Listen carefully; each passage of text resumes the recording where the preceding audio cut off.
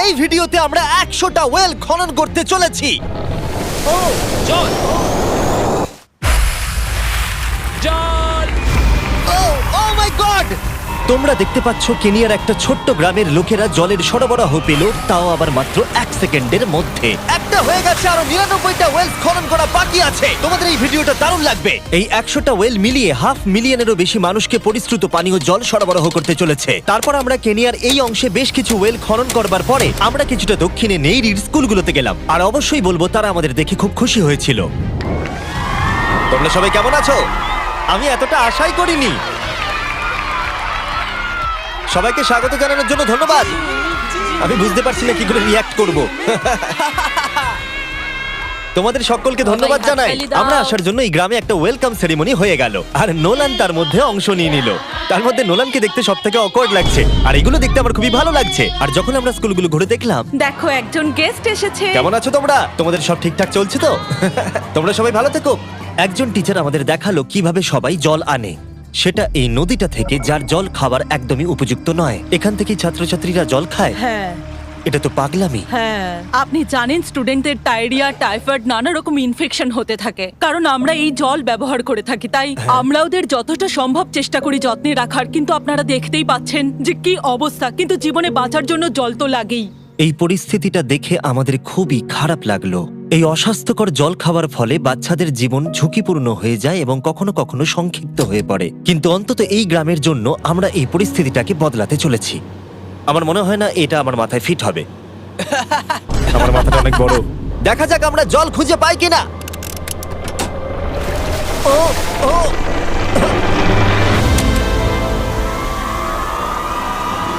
বৃষ্টি হচ্ছে, এটা তো দারুণ। মাটির উপরে জল উঠে আসার পরে সেগুলো ধরে রাখার জন্য আমরা এই বড় ব্যারেলগুলোকে নিয়ে এসেছি, যেগুলো ওয়াটার টাওয়ারের উপরে ফিট করা হবে। এই গ্রাম এবং প্রতিবেশী গ্রাম যে শুধু পরিষ্কার জল পাবে তাই নয়, বরং জলের প্রেসারও অনেকটাই বেশি পাবে। তার মানে হলো তাদের আর অপরিষ্কার জলে জামা কাপড় কাচতে হবে না। নাও টানো। নোলানের মায়ের সঙ্গে তুলনা করলে এটা কত ভারী হবে? প্রায় 2টো নোলানের মায়ের সমান। ওহ গড! ভাই আমি কিন্তু তোমাকে এখান থেকে ফেলে দেবো। ঠিক আছে, হয়ে গেছে। হ্যাঁ, রেখে দাও।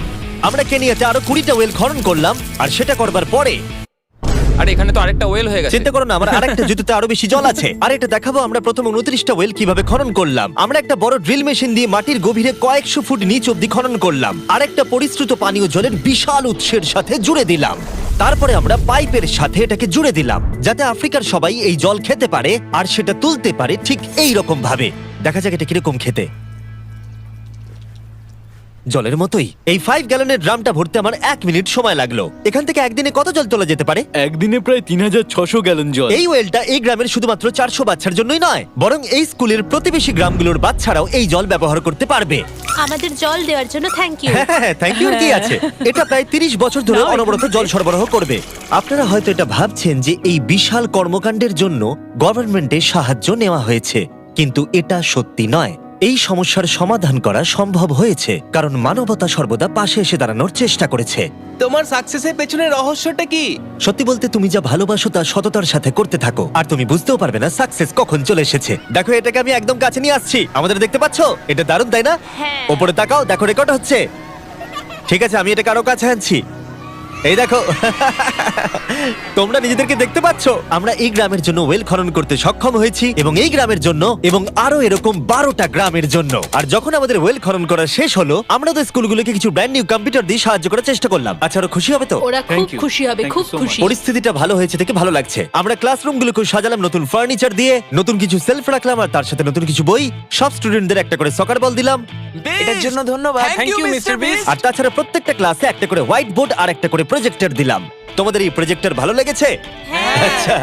আমরা আগে চক ব্যবহার করতাম, তাতে খুব ধুলো হতো, কিন্তু এখন সবকিছু পরিষ্কার রয়েছে। আমরা অনেক ধন্যবাদ জানাচ্ছি। কোনো সমস্যা নেই, আমরা খুব কমই করতে পেরেছি। তারপরে যখন আমরা 45 নম্বর ওয়েলটা খনন করবার জন্য সাইটে গেলাম, তখন আমরা বুঝলাম পরিস্থিতিটা আরো কঠিন। যখনই তাদের জলের দরকার পড়ে, তাদের জঙ্গলের মধ্য দিয়ে কয়েক মাইল যেতে হয়, আর তারপরে আরো কয়েক মাইল যেতে হয়, আর এই যাত্রাটা একটা বিশাল পাহাড়ের মধ্য দিয়ে হয়। আমি খুব সকালে ঘুম থেকে উঠে পড়ি ওই 4টে নাগাদ, কারণ তাড়াতাড়ি আমি যাতে স্কুলে জল নিয়ে আসতে পারি। এখান থেকে এইভাবে জল নিয়ে যাওয়া একেবারেই সেফ নয়। এই জায়গাটা খুব স্লিপারি, পড়ে যাওয়ার হওয়ার চান্স আছে। তাই যখন আমরা ওয়েল খনন করছিলাম ওরা আমাদের দেখালো যে ওরা কিভাবে জল নিয়ে আসে। তোমাদের এই যাত্রাটা দিনে কতবার করে করতে হয়? দিনে 2 বার। দিনে 2 বার করে? ওরে বাপরে, তাহলে স্টুডেন্টরা এই জিনিসগুলো নেয়?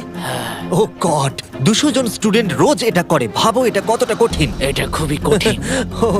ওরে বাপরে, বাপরে এই রাস্তাটা তো খুবই খাড়া।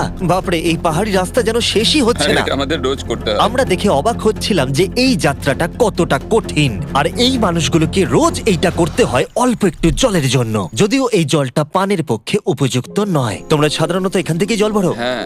আর জল ভরার পরে এই জাগগুলোর ওয়েট হয় প্রায় 40 পাউন্ড, যেগুলো এই বাচ্চাগুলোর পক্ষে বয়ে নিয়ে যাওয়ার জন্য অনেকটাই বেশি। মহিলারা এইগুলো দুটো করে নিয়ে যায়। ও, তাহলে আমি ওটা চেষ্টা করে দেখব। আর যেই জাগগুলো ভর্তি হয়ে গেল, আমাদের আবার ফিরে আসার সময় হয়ে গেল। তাড়াতাড়ি করো, চলো। আরে এ তো দেখছি একটু ঘামেনি। না না, আমি করব। আর তারপরে কয়েক ঘন্টা কেটে গেল এই অস্বাস্থ্যকর জলগুলো নিয়ে আসতে। আর নতুন ওয়েলটা হলো তাদের স্কুল থেকে মাত্র 10 ফিট দূরত্বে। তাহলে এরা এখন এখানেই জল ভরতে পারবে। আমি খুবই ক্লান্ত।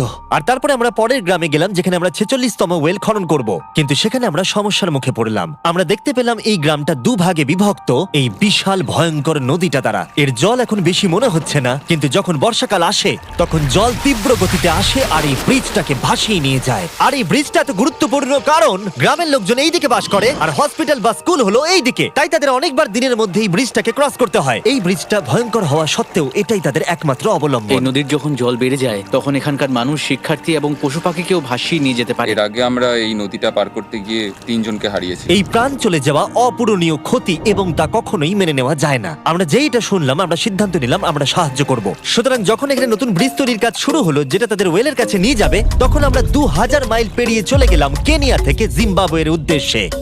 আমরা আফ্রিকাতে 1 সপ্তাহেরও বেশি রয়েছি এবং আমাদের আরো ওয়েল খনন করতে হবে। তোমার গাড়ি গন্ধ বেরোচ্ছে। এটা অদ্ভুত, কিন্তু আজকে আমি স্নান করেছি। Wow. ঠিক আছে, আমাকে শেষ করতে দিলে আমি হাত দুটো নামিয়ে নেবো। তোমরা কি আমাকে বাকি ওয়েলগুলো খনন করতে সাহায্য করবে? ঠিক আছে। আমাদের প্রথম কাজ ছিল একটা লোকাল হসপিটাল ঘুরে দেখা, যেটার ভীষণভাবে পরিষ্কার পানীয় জলের দরকার ছিল। ভেতরে ঢোকার পর আমরা বুঝতে পারলাম এই গ্রামগুলোর উপরে এই হসপিটালটার প্রভাব কতটা বেশি। এক বছরে এখানে কতগুলো সন্তানের জন্ম হয়? এক মাসে মোটামুটি 50টা বাচ্চা। মানে বছরে 600 জনের জন্ম হয়। ওয়াও!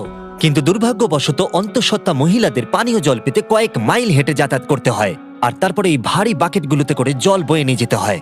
যাই হোক, ভালো খবর হলো এটা, আমরা একটা নতুন মডার্ন ওয়েল পাম্প কনস্ট্রাকশন করছি। ভালো করে, ওদিকটা। এখন যেটা প্রয়োজনীয় সেটা হলো এগুলোকে চালু করা। যাই হোক, নোলান তুমি কি তৈরি? আমি তৈরি। ওভার। একটা ড্রামাটিক জুম ইন করো। নোলান, আমি বাটন প্রেস করলাম, জল কি পড়ছে? জল পড়ছে। তোমরা একবার গিয়ে দেখবে নাকি? হ্যাঁ, চলো যাওয়া যাক। আমার ভালো লাগছে যে মানুষকে আর জলের জন্য বেশি দূর যেতে হচ্ছে না। এর থেকে ভালো জিনিস আর কিছু হতেই পারে না। এখানে নোলান খুবই ভালো ডান্স করতে পারে। ও তোমাদের সাথে নাচবে। আমাকে সবসময় নাচ করতে কেন বলে? দেখো ও কি করছে। হে ভগবান, আমি আমি আমি এটা আর দেখতে পাচ্ছি না। পরিশ্রুত পানীয় জলের সরবরাহ নিশ্চিত করে দেখলাম এই গ্রামের অনেক স্টুডেন্টদের যাতায়াত করতে সমস্যা হয়। তাই আমি ডিসাইড করলাম সবাইকে নতুন বাইসাইকেল দেব। আমি জানি এখানে অনেক বাচ্চা আছে, কিন্তু আমাদের কাছে অনেক বাইসাইকেলও আছে। পরিষ্কারভাবে বলে দিই আমি সাইকেল চালাতে পারি না। জিমি শুধু সাইকেল বিতরণ করতে পারে। কোনোদিন চালাতেই শিখিনি। চলো তোমাদের নতুন সাইকেলগুলো চালাও দেখি। 3, 2, 1, চলো। ও, সবাই আমাকে বেরিয়ে যাচ্ছে। খুব সাবধানে, আমি কিছু চালাতে পারি না। কারোর সঙ্গে আমার ধাক্কা লাগবে। তুমি কি চালাবে এটা? ঠিক আছে, যাও চালাও। ঠিক আছে। সাইকেল বিতরণ করবার পরে আমরা ওয়েল খনন করা চালিয়ে গেলাম যতক্ষণ আমরা পৌঁছলাম। ওয়েল নম্বর 69। এই সোলার পাওয়ার্ড ওয়েলগুলো বিশেষভাবে ডিজাইন করা হয়েছে গ্রামের কৃষকদের জন্য। চাষের জন্য প্রয়োজনীয় জল সরবরাহের পাশাপাশি শস্য এবং গবাদি পশুর জন্য, এমনকি ড্রাই সিজনেও আর কোনো বিদ্যুৎ ছাড়াই। প্রত্যেকটা প্যানেল 200 ওয়াটের। এটা পাম্পের সাথে অ্যাটাচ করা আছে। এই পাম্পটা প্রতি ঘন্টায় 5000 লিটার জল তোলে। বলতে গেলে এই গ্রামে আমরা আনলিমিটেড জল পাচ্ছি। এটা দুর্দান্ত। জিম্বাবুয়ে থেকে চলে আসবার পরে আমরা চেয়েছিলাম আফ্রিকার সমস্ত জায়গায় জল পৌঁছে দিতে। তাই আমরা আরো ওয়েল খনন করলাম উগান্ডাতে, সোমালিয়াতে এবং ক্যামেরুনে। যদি আপনারা আরো বেশি দেখতে চান তাহলে আমরা খুব তাড়াতাড়ি ফিলান্থ্রপিতে আরেকটা ভিডিও আনতে চলেছি।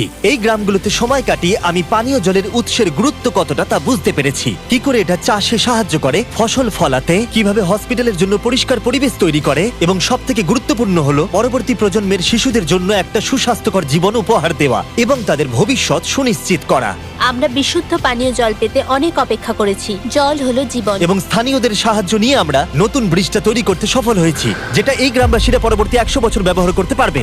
আমাদের জীবন এখন সুরক্ষিত, আমরা সব একসঙ্গে থাকতে পারবো, দুশ্চিন্তা দূর হয়ে গেছে। এই ভিডিওতে আমরা 100টা ওয়েল খনন করে অনেকের জীবন বদলে দিয়েছি, কিন্তু এটা যথেষ্ট নয়। তাই এই ভিডিও ছেড়ে যাওয়ার আগে আমি রিকোয়েস্ট করছি beastphilanthropy.org/wellsে যান অথবা ডেসক্রিপশনের লিংকে গিয়ে সম্ভব হলে কিছু টাকা ডোনেট করুন। আমরা এই ভিডিও থেকে 1 টাকাও প্রফিট করছি না, আমরা এখান থেকে পাওয়া টাকার পুরোটাই কাজে লাগিয়ে দেবো ওয়েল খনন করতে, যেটা তোমরা ভিডিওতে দেখলে পৃথিবীর চারিদিকে। আমি জানি এটা শুনতে খুবই অদ্ভুত যে একটা ইউটিউবার এই সবগুলো করছে, কিন্তু কাউকে তো এটা করতেই হবে। কিন্তু জানি না এটা কারা করবে, তাই আমরা করছি। আমরা যতটুকু করতে পেরেছি তাতে অনেকের জীবন বদলে যাবে বলে আশা করছি। আর ফাইনালি 100তম ওয়েল। ও মাই গড, আমাকে ক্ষমা করে দাও।